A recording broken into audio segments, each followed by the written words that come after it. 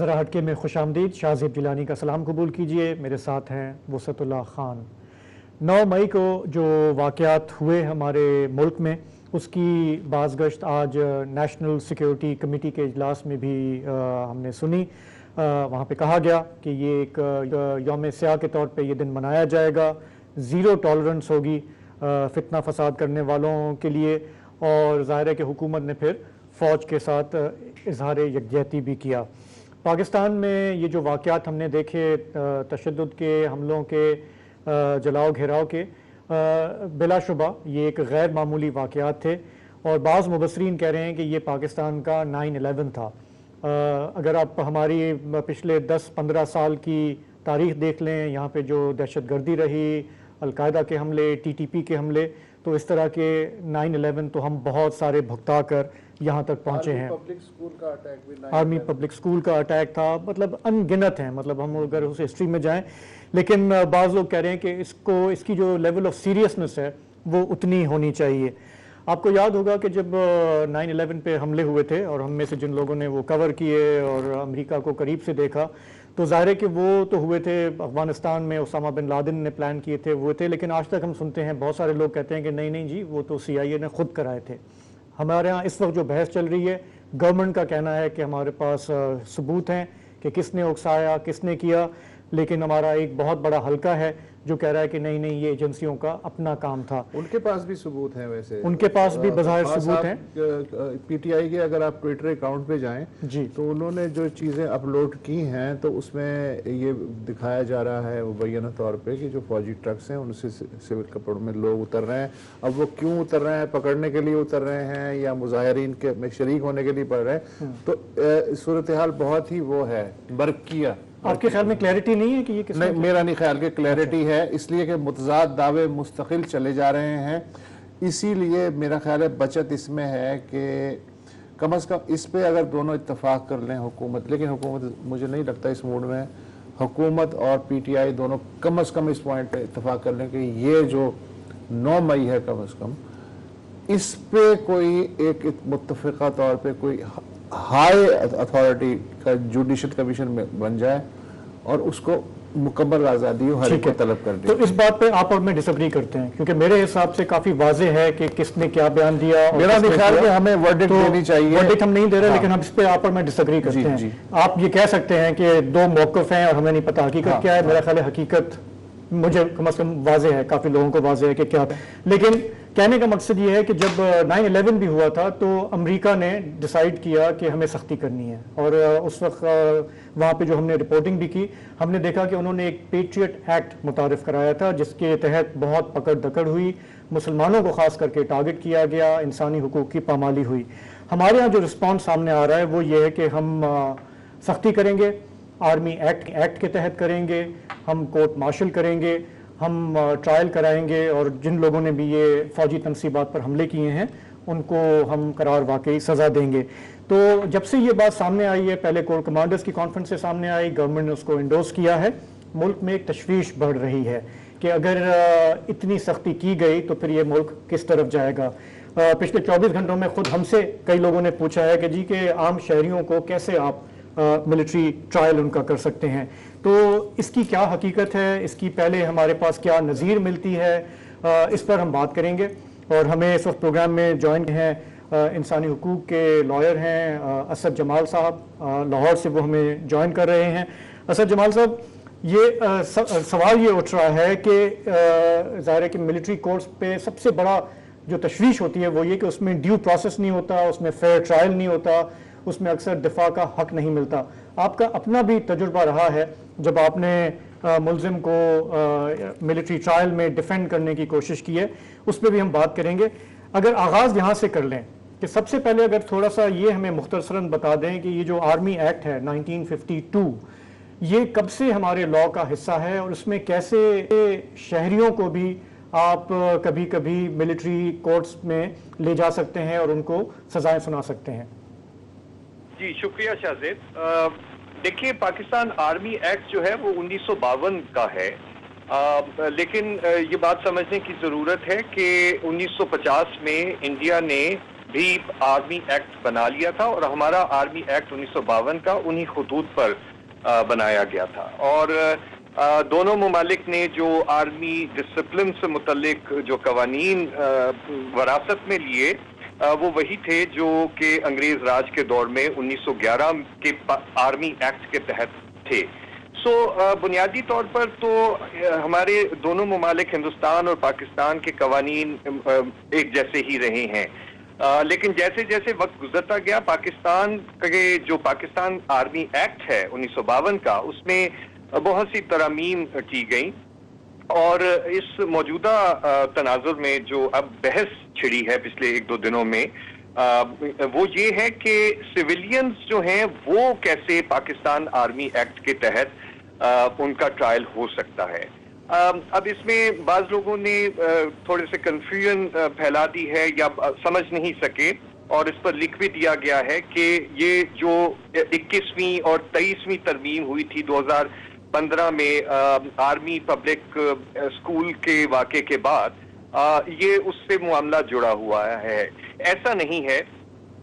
Relevance بنتی ہے, جو 21ویں اور 23ویں ترامیم تھی آئین کی, اس سے ریلیونس ضرور ہے, کانٹیکسٹ ضرور اس سے جڑا ہوا ہے, لیکن ہمارے پاکستان آرمی ایکٹ 1952 میں 1967 میں پہلی ایسی ترمیم کی گئی تھی کہ جس کی وجہ سے عام شہری جو ہیں, سویلینز جو ہیں, ان کو پاکستان آرمی ایکٹ کے تحت ٹرائی کرنے کا امکان جو ہے وہ کریٹ کیا گیا تھا, وہ پاسبلٹی. یہ ایوب خان صاحب کے دور میں ہوا, اور یہ اس وقت ہوا جب ظاہر ہے کہ ان پر دباؤ بڑھ رہا تھا, وہ غیر مقبول ہو رہے تھے. جی بالکل. اس وقت سے لے کے اب تک جو ہے کسی نے بھی اس کو چیلنج نہیں کیا. ہمارے ہاں اتنی یہ جمہوری گورنمنٹس آئیں گئیں, لیکن یہ ہمارے قانون کا حصہ ہے. بلکہ میں سمجھتا ہوں کہ یہ جو نہ صرف چیلنج نہیں کیا گیا بلکہ سویلین گورنمنٹس نے اس کا دائرہ مزید بڑھا دیا. وہ جو آپ نے اشارہ دیا نا 21ویں ترمیم کا, تو اس میں تو ہم تینوں ہی میرا خیال ہے ہم پہ بھی چل سکتا ہے مقدمہ, اتنا بڑھا دیا گیا اس کا دائرہ. تو میں یہ جاننا چاہتا ہوں کہ وہ ایک مخصوص اسپیسیفک سچویشن کے لیے ترمیم کی گئی تھی یا وہ آرمی ایکٹ میں جو 2015 کی ترامیم ہے وہ مستقل نوعیت کی ہیں؟ نہیں, 2015 کی جو ترمیم ہے وہ آئینی ترمیم کے تحت کی گئی تھی. پاکستان آرمی ایکٹ کی جو کچھ شکیں تھی ان کے تحت جو ٹیررزم کے کیسز تھے ان کو ٹرائی کرنے کے لیے وہ سن سیٹ کلوز تھی 2 سال کی, پھر اس کو 2 سال کے لیے مزید ایکسٹینڈ کیا تو 2019 میں وہ دونوں ترامیم ختم ہو گئی, اور وہ اب باب ایسا ہے جو کہ بند کر دیا گیا ہوا ہے. اچھا, وہ اس کو ظاہر ہے کہ ترمیم کے ذریعے دوبارہ کیا جا سکتا ہے. لیکن وہ وسط صاحب نے یہ صحیح پوائنٹ آؤٹ کیا ہے کہ ہمارے ہاں یہ ہوا کہ 1967 میں جو ترمیم ہوئی اس کے بعد یہی کوشش ہوتی رہی کہ کسی طرح سے آرمی ایکٹ کی جو اس کا گرفت ہے اس کو وسیع تر کیا جائے. تو 1975 میں ایک اور ترمیم کی گئی جس کے ذریعے سویلینز پر بھی جو آفیشل سیکرٹس ایکٹ ہے, اور جو کہ بہت ہی سخت اور بہت ہی دقیانوسی قسم کا قانون ہے, اس کا اطلاق بھی کر دیا گیا. یہ 1975 میں آپ کی سویلین گورنمنٹ ذوالفقار علی بھٹو صاحب کے دور میں ہوا. اب پاکستان میں مسئلہ یہ ہے, جیسے وسط صاحب نے بھی اپنی بات میں انڈیکیٹ کیا کہ آپ نے بھی انڈیکیٹ کیا کہ پاکستان میں ایک برا قانون جب متعارف ہو جاتا ہے تو اس کے بعد اس سے پیچھا چھڑانا تقریباً ناممکن ہی ہے. اس کی بہت سی مثالیں مل سکتی ہیں ہمیں. اچھا, یہ بتائیں کہ کیا یہ بات صحیح ہے کہ بھارت میں ایسا کوئی قانون نہیں ہے, اور یہ ہم نے اپنے ہندوستان میں جی نہیں, ہندوستان میں سویلینز کو آرمی ایکٹ کے تحت ٹرائی نہیں کیا جا سکتا. یہ ایسی کوئی وہاں ترمیم نہیں ہوئی. اچھا, یہ بتائیے سرکار کہ سپریم کورٹ کا ایک فیصلہ ہے کہ اگر ملک میں جوڈیشل سسٹم چل رہا ہو تو سویلینز کے مقدمات کو سول کورٹس میں بھیجے جانے کو ہی ترجیح دی جانی چاہیے, اور حکومت اگر یہ سمجھتی ہے کہ جوڈیشل سسٹم جو ہے وہ تسلی بخش طریقے سے کام نہیں کر رہا ہے, اسی صورت میں مقدمات ملٹری کورٹس میں بھجوائے جا سکتے ہیں. آپ کو کوئی یہ سچویشن لگ رہی ہے کہ جس کی وجہ سے مجبوراً یہ فیصلہ لینا پڑا کہ جی آرمی ایکٹ کے تحت ٹرائل ہوگا سویلینز کو؟ نہیں، میں ایک لائر کے طور پر اگر آپ کو اپنی رائے دوں تو میرا خیال ہے کہ ایسا نہیں ہونا چاہیے. اگرچہ اس کی شاید قانون میں کچھ گنجائش موجود ضرور ہے ان ترامیم کی وجہ سے، جو ترامیم جن کا حوالہ میں نے دیا ہے 1967 اور 1975 کی جو ترامیم ہے. تو آفیشل سیکرٹس ایکٹ کے تحت اگر کوئی شخص مخصوص حالات میں پروہیبٹڈ یعنی ممنوعہ علاقے میں، جس کو کہ نوٹیفائی کیا گیا ہو یا نہ نوٹیفائی کیا گیا ہو، وہاں پر جاتا ہے، اس کا اسکیچ بناتا ہے، پلان بناتا ہے اور یا فوٹوگراف بناتا ہے، تو پھر اس کو اس قانون کی گرفت میں لیا جا سکتا ہے. پاکستان آرمی ایکٹ کے تحت اس کو گرفتار کر کے وہیں پر فوجی افسران اس کے خلاف کارروائی شروع کر سکتے ہیں. ایک منٹ ہمارے ساتھ ہی رہیں، ہمیں چھوٹا سا ایک بریک لینا ہے، پھر ہم واپس آتے ہیں اور پھر گفتگو جاری رکھتے ہیں.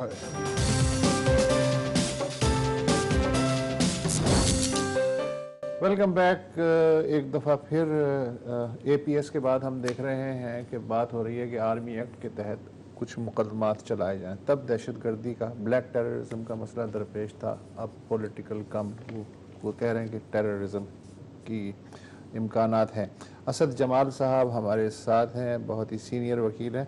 اسد صاحب یہ بتائیے کہ جب لاسٹ ٹائم مجھے یاد پڑتا ہے کہ فوجی عدالتیں قائم ہوئی تھیں، سن سیٹ کلاز بھی لگی تھی ان پہ، لیکن جو بھی سزائیں دی گئیں، فرض کریں 100 سزائیں دی گئیں، تو اس میں سے 80% وہ ہائی کورٹ یا سپریم کورٹ نے ان پہ عمل درآمد روک دیا. تو اس سے بہتر نہیں ہے کہ جو قوانین آلریڈی موجود ہیں، سویلین ڈومین میں بھی اچھے خاصے موجود ہیں قوانین، ان کے تحت ہی مقدمات چلائے جائیں، بجائے اس کے کہ ایک سنسنی خیزی ہو کہ اوہ آرمی ایکٹ کے تحت مقدمے چل رہے ہیں؟ جی بالکل، میرا خیال ہے کہ عام جو قوانین آپ کے ملک کے ہیں، وہ نظام جو ہے اس کو بہتر کرنے کی ضرورت ہے. اور اگر آپ اس نوعیت کے سب مقدمات اسی سسٹم میں رکھ کے ان کو چلائیں گے تو وہی بہتر بات ہوگی. جو سنسنی خیزی کی آپ بات کر رہے ہیں، اسپیشل کورٹس، اسپیشل ٹرائلز اور اسپیشل لاز جو ہیں، وہ دراصل حکومت کی طرف سے ایک پولیٹیکل سٹیٹمنٹ ہوتی ہے.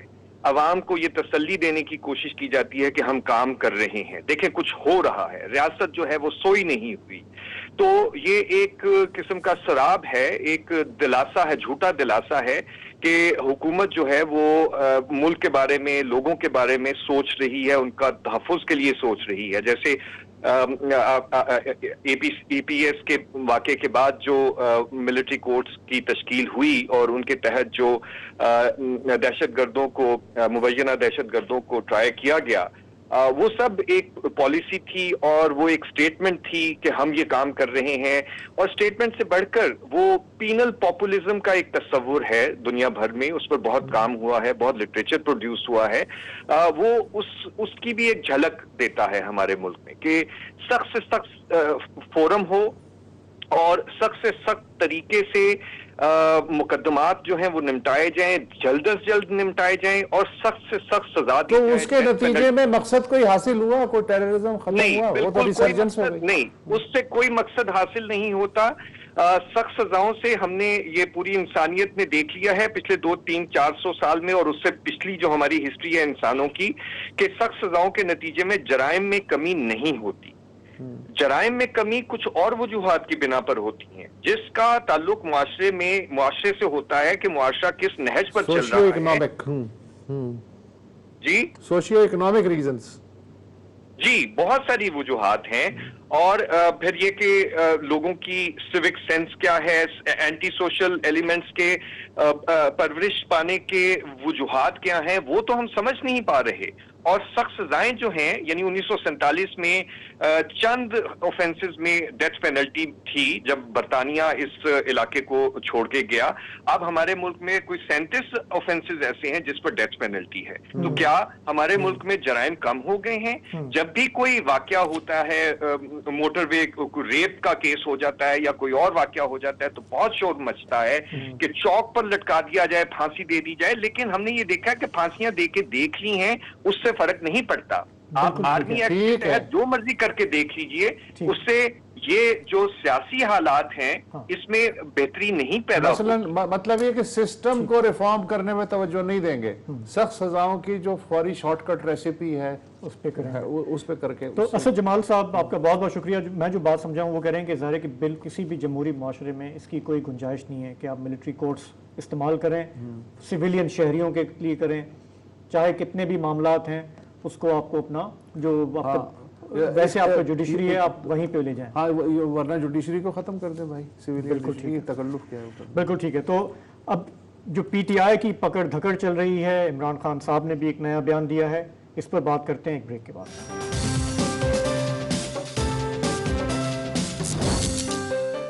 Welcome back. پرانے زمانے میں ہم سنا کرتے تھے کہ جج جو ہے نہ کسی تقریب میں جاتا ہے، نہ اخبار پڑھتا ہے، نہ کسی کی بات سنتا ہے، خصوصاً اپنے زیر سماج جو مقدمات ہوتے ہیں ان کے بارے میں بیرونی جو اثرات ہیں ان سے خود کو محفوظ رکھنے کی کوشش کرتا ہے. برٹش دور میں یہ چیزیں ہمارے بزرگ بتاتے ہیں کہ ہوتا تھا، لیکن اب ظاہر ہے کہ صورتحال بالکل تبدیل ہو چکی، 21ویں صدی ہے. اب تو یہ ہے کہ اگر کورٹ کے سامنے کوئی تقاریر بھی ہوں تو جو سٹنگ جج ہیں وہ اس کا بھی رسپانس دے دیتے ہیں. مثلا کل جو ہے دھرنا ہوا پی ڈی ایم کا، یعنی سرکار کا دھرنا، سرکار آئین کے ایک آئینی ادارے کے عمارت کے باہر، سپریم کورٹ کے باہر. تو اس میں مریم نواز نے چیلنج کیا تھا کہ ہمیں تو کبھی بھی آپ نے نہیں کہا حضور کہ how are you, good to see you, اور یہ لاڈلے کے ساتھ ایسا سلوک بلا بلا بلا. آج ایک مقدمے کی سماعت کے دوران چیف جسٹس بندیال صاحب خوشگوار موڈ میں تھے. انہوں نے کہا جی کہ یہ صرف عمران خان یا کسی خاص شخصیت کا معاملہ نہیں، میری تو عادت ہے کہ جو بھی سائل آتا ہے یا وکیل آتا ہے میری کورٹ میں تو میں اسے یقیناً کہتا ہوں کہ آپ کو دیکھ کے خوشی ہوئی، گڈ ٹو سی یو. اور آج انہوں نے ایک کیس میں ایک وکیل ہیں اصغر سبزواری، ان سے بطور خاص پوچھا how are you, good to see you, long time no see, کوئی اس طرح کی خوشگوار چیزیں، نائسٹیز وغیرہ. پھر انہوں نے یہ بھی کہا اس دوران کہ ادب و اخلاق سب کے لیے ضروری ہے، اس کے بغیر مزہ نہیں. تو اب دیکھنا یہ ہے کہ جو اپوزیشن، حکومت کی اپوزیشن، جو عرف اپوزیشن، وہ اب نیا سلسلہ کیا ہے. اور میں نے کل کہا تھا کہ ہمیں ہمیشہ اب ویلنس کی ضرورت ہوتی ہے، پروگرام وغیرہ تو کچھ ہوتا نہیں. اچھا، پارلیمنٹ جو ہے آج کل ضرورت سے زیادہ ایکٹیو ہے. پہلے کبھی اتنی پھرتیاں نہیں دکھائیں جو ان دنوں دکھائی جا رہی ہیں. آج ہی انہوں نے ایک پارلیمانی بل، توہین پارلیمنٹ بل مجریہ 2023 جو ہے وہ منظور کر لیا ہے. وہ الگ بات ہے کہ اب یہ جب پریزیڈنٹ صاحب کے پاس جائے گا تو دیکھتے ہیں اس کا کیا ہوتا ہے. یہ بل بڑا انٹرسٹنگ ہے. اس کے تحت پارلیمانی پارٹی کی کسی کمیٹی کی تحقیر یا کسی رکن پارلیمان کا استحقاق مجروح کرنے پہ 6 ماہ قید اور 10 لاکھ روپے جرمانہ یا دونوں سزائیں جرم کی نوعیت دیکھتے ہوئے دی جا سکتی ہیں. اچھا، اس کا طریقہ کار کیا ہوگا؟ ایک 24 رکنی توہین کمیٹی بنائی گئی ہے جس میں کہ 50% ارکان سینٹ کے ہوں گے اور 50% نیشنل اسمبلی کے ہوں گے. تو اب پھر کیا ہوگا؟ یہ پروسیڈنگ کرے گی. اس میں اگر کسی افسر نے کوئی جھوٹ بولا، غلط بیانی کی یا طلبی پہ حاضر نہیں ہوا تو یہ سب اس ایکٹ کے تحت آ جائے گا. پھر یہ کہیں گے اسپیکر صاحب سے کہ جی شاہ زیب جیلانی جو ہیں وہ اس سزا کے مستحق ہیں، یا سینٹ کے چیئرمین سے بھی کہا جا سکتا ہے، وہ سزا تجویز کریں گے، سفارشات کمیٹی کرے گی اور پھر وہ سزا کا اعلان کریں گے. تو ایک طرح سے یہ شاید دنیا کی پہلی پارلیمنٹ ہے جس نے عدالتی اختیارات بھی ایک طرح سے حاصل کر لیے ہیں. لیکن ملزم جو ہے اس کو اپیل کا حق بھی دیا گیا ہے. وہ اپیل کون سنے گا؟ وہی توہین کمیٹی سنے گی. تو اس طرح کی جو چیزیں ہیں آج کل یہ مصروفیات چل رہی ہیں پارلیمنٹ میں. اب دیکھتے ہیں کیا مجھ پہ تو کہیں خدا نہ خواستہ پہلا ملزم میں نہ ہو جاؤں. کس توہین سے بچیں گے؟ ہاں نہیں، کبھی عدلیہ لگائے گی، کوئی مذہبی تنظیم لگا سکتی ہے، حالانکہ میں پارلیمنٹ بھی لگا سکتا ہے. میں طنز نہیں کر رہا ہوں، میں صرف سیریسلی جو ہے میں کر رہا ہوں. اچھا یار، میں اپنے بچاؤ کے لیے کر رہا ہوں. اچھا، دوسری طرف آپ نے ابھی پچھلے سیگمنٹ میں ہم کہہ رہے تھے کہ ہر فریق جو ہے میکسیمم پریشر ڈال رہا ہے دوسرے کو ولن سمجھ کے. مثلا جو اسٹیبلشمنٹ ہے اور حکومت ہے وہ یہ کہہ رہی ہیں یوم سیاہ اور 9 مئی کو جنہوں نے کیا ان کے ساتھ سختی سے نمٹا جائے، آرمی ایکٹ فلاں فلاں۔ دوسرا فریق بھی لچک دکھانے کو تیار نہیں ہے اور کریک ڈاؤن بھی اپنی حساب سے چل رہا ہے۔ مثلاً فواد چودھری صاحب کا ایپیسوڈ جو ہے وہ آپ کے سامنے ہے کہ آج وہ اسلام آباد ہائی کورٹ گئے ضمانت لینے کے لیے، تو پھر یہ ہے کہ وہ دوبارہ انہیں دوڑ کے اندر آنا پڑا۔ تو وہ جج صاحب تھے، انہوں نے کہا جی آپ تو خود وکیل ہیں، آپ کو تو پتہ ہونا چاہیے کہ جب تک تحریری فیصلہ نہ آ جائے آپ کے پاس کیا ثبوت ہے، تو ایسے نہ کیا کریں۔ اور پھر دوسرا یہ ہے کہ جو شیریں مزاری اور ایک خاتون سینیٹر ہیں وہ کوٹ لکھپت سے رہا ہوئی ضمانت پہ، انہیں پولیس نے پھر، تو یہ ہمارا شیریں مزاری کے لیے تو یہ رپورٹس آ رہی ہیں کہ ان کی واقعی میں صحت کافی خراب ہے، ان کی ایج بھی ہے، لیکن جو یہ سختی ہے حکومتی ریاستی سرکاری وہ چلے جا رہی ہے۔ وہ تو کریک ڈاؤن کی کافی سارے اور لیڈرز جو ہیں وہ بھی زیر حراست ہیں، ان کا کہیں پہ نہ کوئی نام آ رہا ہے پتہ آ رہا ہے، نہ ہی میں نے کوئی خان صاحب کو سنا ہے کہ بھائی میرے لیڈروں کو بھی رہا کرو۔ تو اب اس وقت ہم دیکھ رہے ہیں کہ پی ٹی آئی کی ٹھیک ٹھاک جو ایکٹیو لوگ ہیں جو بولنے والے ہیں وہ سب دھر لیے گئے ہیں۔ ہاں، آج ایک محمود مولوی صاحب ان کے ایم این اے ہیں، ان کا اعلان آیا کہ جی میں پی ٹی آئی چھوڑ رہا ہوں اس لیے کہ انہوں نے فوج کے خلاف یہ کیوں کیا ہے۔ علی زیدی کے بارے میں بھی افواہیں تھی، پھر انہوں نے تردید کر دی کہ میں تو اپنے، تو بہرحال اس طرح کی چیزیں۔ ہمارے ساتھ حارث خلیق صاحب جو ہیں human rights commission of Pakistan کے سیکریٹری جنرل، انہوں نے ہمیں جوائن کیا ہے۔ صاحب ہم نے ایچ آر سی بی کا بیان پڑھ لیا جس میں انہوں نے کہا ہے کہ جی فوجی عدالتیں جو ہیں وہ ٹھیک نہیں ہیں اور سیویلینز کے مقدمے جو ہیں سیویلینز کی عدالتوں میں ہی چلنے چاہیے۔ ایمنسٹی انٹرنیشنل نے بھی کہا ہے، ہیومن رائٹس واچ کا بھی بیان آ گیا ہے، اس پہ تو بات ہو گئی ہے۔ تو اب آپ اس پہ بات کرنا چاہیں گے یا جو پریویلنگ سچویشن ہے جس میں ہر فریق جو ہے وہ ماش کی دال کی طرح اکڑ چکا ہے اور دوسرے کو کوئی گنجائش دینے کو تیار نہیں ہے، اس پہ بات کریں گے؟ وسعت بھائی بہت بہت شکریہ، اور شاہزیب آپ کا بھی شکریہ۔ میں سمجھتا یہ ہوں کہ پہلے تو میں ذرا وضاحت کر دوں کہ یہ بیان جو ہیومن رائٹس کمیشن کی طرف سے جاری ہوا اس کی کچھ بنیاد ہے۔ دیکھیے ہم اصولی طور پر یہ سمجھتے ہیں کہ جتنے بھی جو نوآبادیاتی قوانین ہیں اس میں آرمی ایکٹ تو 1952 میں پروملگیٹ ہوا تھا، لیکن جو آفیشل سیکرٹس ایکٹ ہے وہ 1923 کا ہے۔ اچھا، اسی طرح جو سیڈیشن کا لا ہے جو جسٹس شاہد کریم نے کر دیا، اسٹرائک ڈاؤن کر دیا، مگر اس کی بھی ایک اہمیت ہے، ہائی ٹریزن وغیرہ وغیرہ، بہت سارے ایسے قوانین ہیں جو بالکل نوآبادیاتی قوانین ہیں۔ اور میں اگر ذاتی طور پر پاکستان تحریک انصاف کے خلاف ہوں یا پاکستان مسلم لیگ نواز کے خلاف ہوں تو اس کا یہ مطلب بالکل نہیں ہے کہ میں اپنے مخالفین پر ان قوانین کے اطلاق کو درست قرار دوں جو نوآبادیاتی نوعیت کے ہیں۔ تو ایک ذکر تو اس میں چونکہ آفیشل سیکرٹس ایکٹ کا ہوا تو اس وقت اس پہ مطلب گفتگو میں سمجھتا ہوں کہ ضروری ہے۔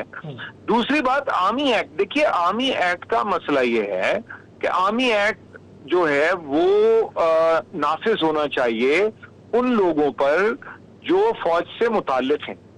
آرمی ایکٹ کے تحت ان لوگوں کو ٹرائی نہیں کیا جانا چاہیے جو فوج سے متعلق نہیں ہے۔ حارث صاحب دیکھیں، سب سے بڑا جو آرگومنٹ آتا ہے کہ جی ایکسٹریم لاز ہم کیوں اپلائی کرنے میں مجبور ہوتے ہیں، وہ یہ کہتے ہیں دیکھیں جی ہمارا جو سویلین جوڈیشری کا نظام ہے وہ اتنا کمزور ہے یا اس میں اتنے لوپ ہولز یا شگاف ہیں کہ صاف سامنے کا جو مجرم ہے جس کے بارے میں سارے ثبوت موجود ہوتے ہیں، ویڈیو بھی، آڈیو بھی، تحریری بھی، گواہیاں بھی، پھر بھی وہ کوئی نہ کوئی گیدڑ سنگی لگا کے چھوٹ جاتا ہے اور اس میں جو ٹیررسٹ ہیں وہ بھی شامل ہیں، ریپسٹ بھی شامل ہیں، سب ہیں، تو پھر تنگ آمد بجنگ آمد ہمیں اس طرح کے ایکسٹریم سٹیپس لینے پڑتے ہیں۔ یہ وہ آرگومنٹ دیتے ہیں، آپ کیا کہتے ہیں؟ تو پھر آپ کو اپنا جو عدالتی نظام ہے، جو انصاف کا نظام ہے، اس کو درست کرنے کی ضرورت ہے۔ تو جب تک وہ نہیں ہوتا درست تب تک کیا کریں یہ بتائیے نا۔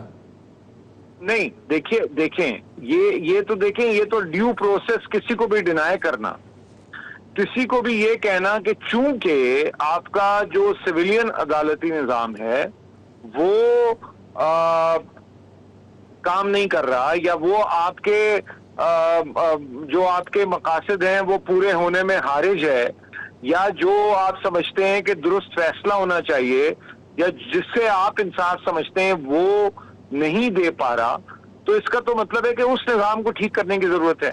तो इसका ये तरीका तो नहीं है कि आप जो आपने बात कही कि तंग आमद बजंग आमद जो है, रियासतें तंग आमद बजंग आमद पे नहीं चलती। हारिस साहब, आपसे गुफ्तगू जारी रखते हैं, हमें एक छोटा सा ब्रेक लेना है, वापस आते हैं, गुफ्तगू को जारी रखते हैं।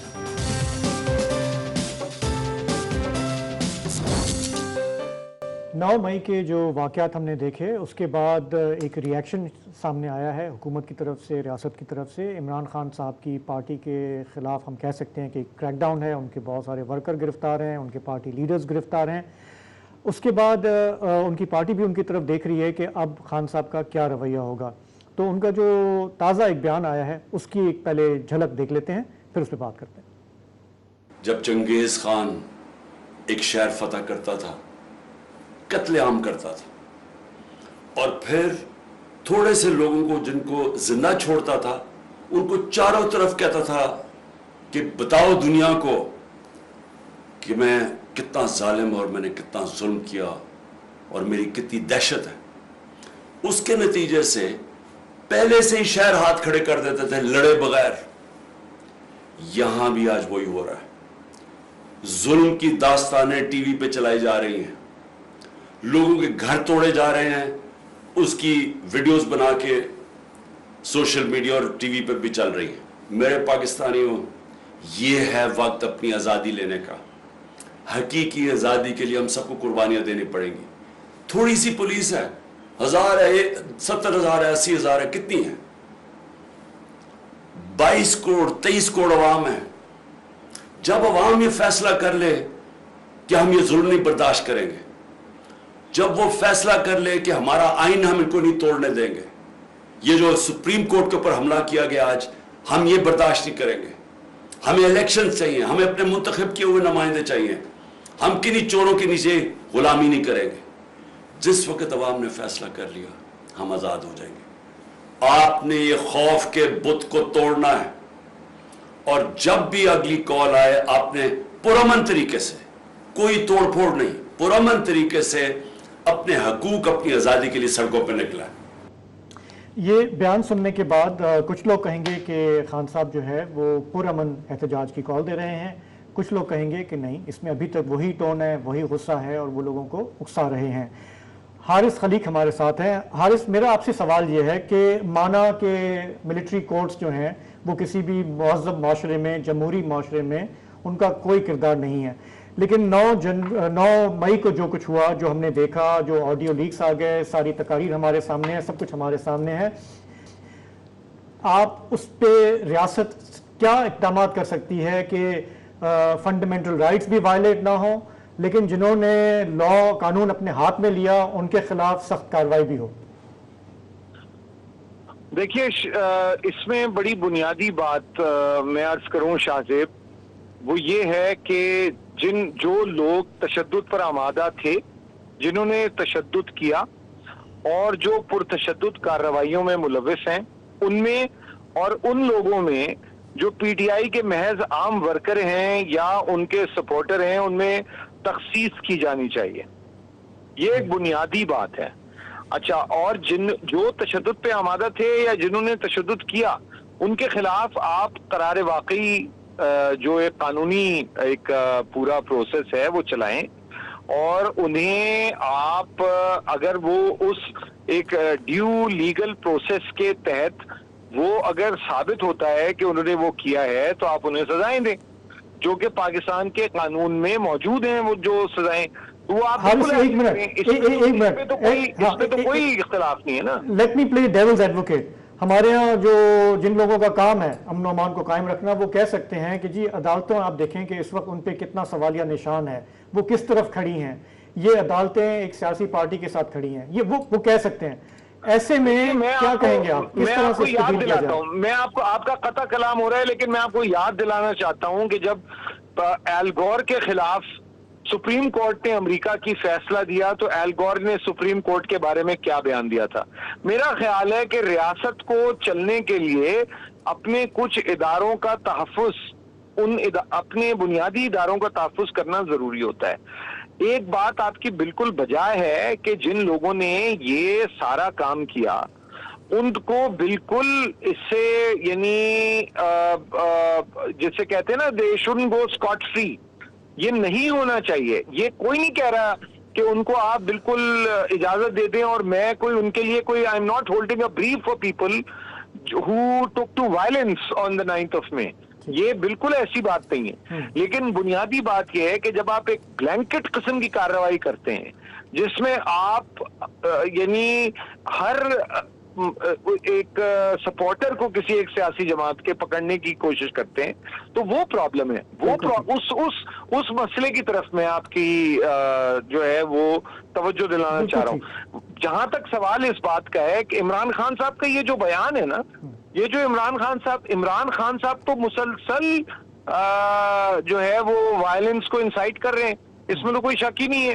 وہ پھر اس کو کبھی ملفوف انداز میں کرتے ہیں، کبھی براہ راست کرتے ہیں، تو وہ ان کا مسئلہ ہے۔ لیکن عمران خان صاحب کا بدلہ جو ہے وہ پوری پی ٹی آئی کے ورکر سے تو لینا، یہ کوئی میں نہیں سمجھتا کہ کوئی جائز بات ہے۔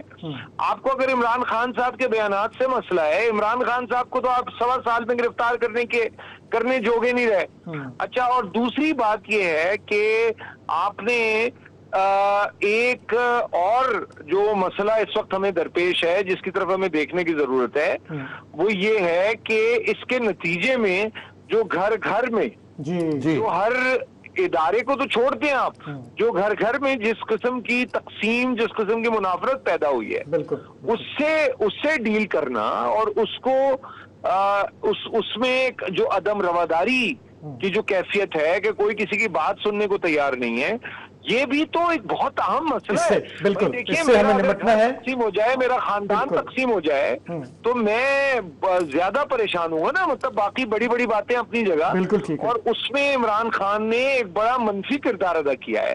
وہ ہم سمجھتے ہیں، وہ ہم جانتے ہیں، مگر یہ نہیں ہے کہ وہ واحد اس کے کردار ہیں۔ بالکل ٹھیک ہے، اس میں ریاست کو بھی اپنا کردار ادا کرنا چاہیے کہ آپ کا کو ٹھیک کرے۔ بہت بہت شکریہ، آج آپ نے ہمیں جوائن کیا، اور کچھ چیزوں پہ اچھی خاصی ہمیں کلیئرٹی بھی آ گئی کہ یہ معاملات جو بگڑتے جا رہے ہیں، اسے ہمیں اور مزے کی بات ہے، اس میں دونوں فریق جو ہیں ان میں کمپٹیشن یہ ہے کہ کون سب سے بہتر آئین کے پنوں کا جہاز بنا کے اڑا سکتا ہے۔ آپ ادھر دیکھ لیں، دفعہ 144 کی نماز جنازہ، پھر یہ ہے کہ سپریم کورٹ اب جیسا بھی ہے اس کے خلاف ظاہر ہے کہ کسی دنیا میں کہیں بھی اس طرح کی زبان تو استعمال نہیں ہوتی ہے، تو اندر خانے کے قسم کے فیصلے ہوتے ہیں۔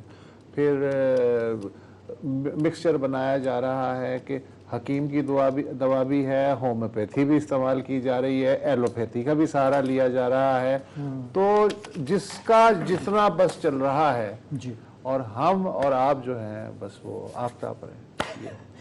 آج بس پروگرام میں اتنا ہی، کل پھر حاضر ہوں گے، اجازت دیجیے، خدا حافظ، شب بخیر۔